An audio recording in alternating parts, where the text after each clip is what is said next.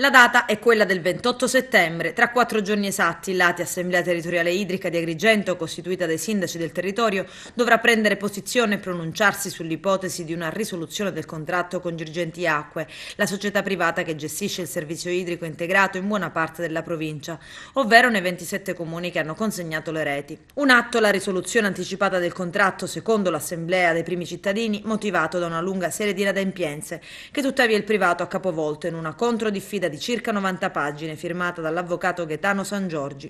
un cosiddetto atto responsivo risalente a maggio ma finora rimasto riservato, con il quale comunque si diffida l'ATI a fare scelte in direzione della risoluzione, stante che non sussistono presupposti, scrive Girgenti Acque, non sussiste alcun inadempimento tanto grave da parte del gestore che possa giustificare la risoluzione della convenzione di gestione. Dunque da un lato il privato si difende tanto da smontare le accuse rivoltegli, ma si premura anche di precisare che eventuali adempimenti a carico del gestore, fatti salvi quelli che il gestore continua a porre in essere quotidianamente per evitare eventuali disservizi, non possono prescindere dalla preventiva esecuzione di ogni adempimento posto dalla convenzione a carico di ATI. Quella delle carenze da parte della mano pubblica è una storia già nota e che la società di Marco Campione contesta da 4 anni con richieste di risarcimento per oltre 121 milioni di euro che però attualmente non hanno ancora prodotto nulla.